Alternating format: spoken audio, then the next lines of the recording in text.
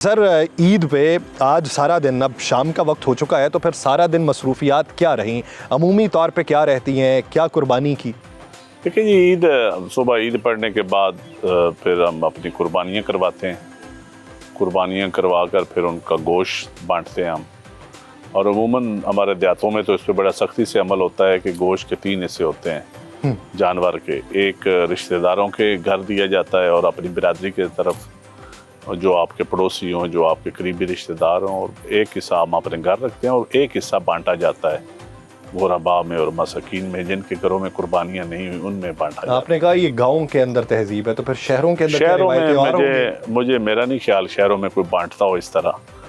मैंने सुना है शहरों में तो फ्रीज़रों में रख लेते हैं। अच्छा। तो देहातों में ये फ्रीज़रों में कम गोश्त रखा जाता है, क्योंकि देखना तो ये है कि आप इसका जो बेसिक कॉन्सेप्ट है कुर्बानी का, उसमें फिर हम जब गोश्त करते हैं तो आप जो 80% तो वो लोग हैं जो कुर्बानी अफोर्ड ही नहीं कर सकते, जो उनको भी गोश्त खाना होता है, उनको भी आपने देना होता है। ये तो नहीं है कि आप मुख्तलिफ़ किस्म के आपने पकवान बना लें और आपके पड़ोस में या आपका मुलाजम या आपके गांव में या आपके मोहल्ले में ऐसे घर भी हों जहां ना बकरा कर सकते हो, ना बड़ा जानवर का कोई हिस्सा ले सकते हो, तो फिर मैं समझता हूँ फिर आपकी कुर्बानी मशकूक हो जाती है। अच्छा, आपने कहा कि 3 हिस्से होते हैं, तो अमूमन हम ये भी देखते हैं कि उन 3 हिस्सों में जो घर का हिस्सा होता है उसमें दस्ती, रान, चांपें वो रख ली जाती नहीं, ये मेरे ख्याल में आप जब बांटते हैं तो सारा एक जैसा बांटना चाहिए। ऐसा नहीं होना चाहिए कि अच्छा गोश्त आप खुद रख लें और बाकी सिरी पाए जो है वो दूसरों को दे दें और मगज़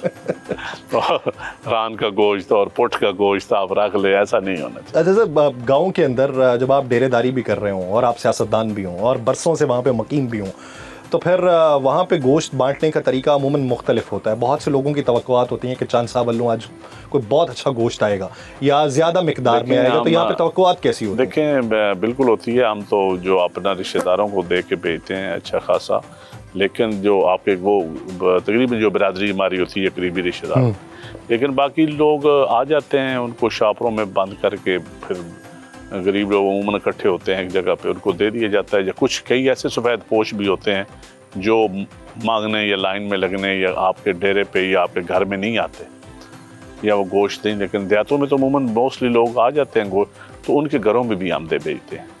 तो सर ईद के लेकिन ये नहीं होता कि ईद वाले दिन अगर 4-5 जानवर आप करें और शाम को आपके घर में फ्रीज़र भरे पड़े हो, ऐसा नहीं होता हमारी तरफ। अच्छा, कितने अमूमन करते हैं जानवर? हम अपने बहन भाइयों के जो हमारे हैं जो वालिदैन के, वो हम बड़ी कुर्बानियों में हिस्सा डालते हैं। 7 हिस्से होते हैं ना बड़ी कुर्बानी, और बाकी जो दादी दादा जो हमारे अंकल्स कुछ फौत हुए उनके बकरे दे देते हैं। तो आपकी जॉइंट फैमिली?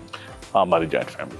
तो गांव में कितने जॉइंट फैमिली के लोग रहते हैं? नहीं, हम 3 भाई हैं, वालिदैन हैं, हम ये जॉइंट हैं। वालिदैन माशाल्लाह हयात है? माशाल्लाह हयात है। तो वालिदैन की अभी भी सख्ती होती है या फिर सियासतदान की नज़र से देखते हैं कि नहीं अब तो सियासतदान है? नहीं, हमारे वालिदैन, उनको सख्ती का आखिर दम तक हक है। अच्छा। और उनकी सख्ती में प्यार और मोहब्बत है।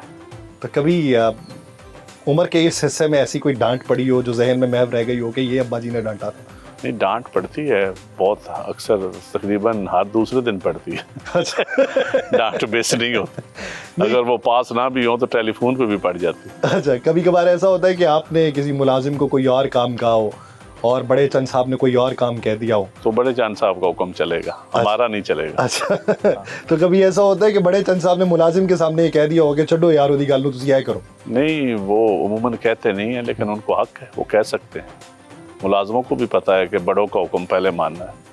तो सर ईद के मामूलात सिर्फ गांव के अंदर ही होते हैं या फिर शहर से बाहर भी जाते हैं? नहीं, हम ईद वाले दिन तो अपने गांव ही रहते हैं जी, बल्कि दूसरे दिन भी अपने गांव ही रहते हैं, अपने घर ही रहते हैं, क्योंकि लोग मिलने आते हैं हमें, और हमारे इलाके के हमारे जो अजीज़ वकार पार्टी के लोग, दोस्त अहबाब कहीं छुट्टियों पे आए होते हैं अपने इलाकों में, तो वो भी हमें मिलने आते हैं।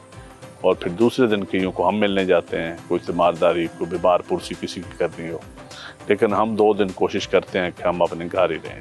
तो जो सुबह से लेकर रात 11 बजे तक हम लोगों को मिलने का हमारा काम होता है, और कोई काम नहीं। सुबह से रात 11 तक अमूमन गांव के अंदर तो 8 बजे से लेकर रात 11 बजे तक। तो सर रात में गोश्त भी हमने अपने डेरे पे बैठ के गोश्त खाना होता है। हमारे यहाँ ऐसा नहीं होता कि घर चले जाएं और बच्चों के साथ एयर कंडीशन में बैठ के आप बच्चे कहते बच्चे नहीं, अपने घर का करते इजहार हैं। नहीं किया उन्होंने कभी? नहीं, हमारे बच्चों को पता होता है कि आदी हो गए। ईद मेहमानों के साथ होती है, इनके इलाके के लोगों के साथ होती है। तो सर गांव में तो वैसे शाम जो है वो सूरज ढलने के बाद खत्म हो जाती है, लोग सोने की नहीं, तरफ- हमारे 9-10 बजे लोग आते हैं जी, 9-10 बजे तक लोग आते हैं।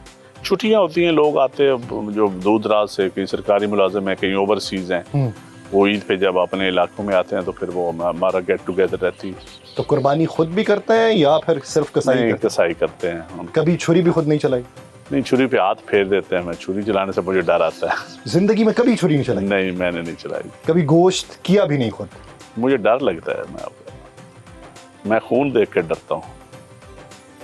सियासत मैं तो बकरा ज़बा होता नहीं देख सकता, बड़ा डरता हूँ। तो सियासतदान का तो जिगरा बड़ा होता है, पता नहीं नहीं, क्या मैं- कुछ देखा होता है पूरी नहीं, मैं उन जिंदगी। सियासतदानों में नहीं हूँ, कुछ नरम दिल सियासतदान भी होते हैं।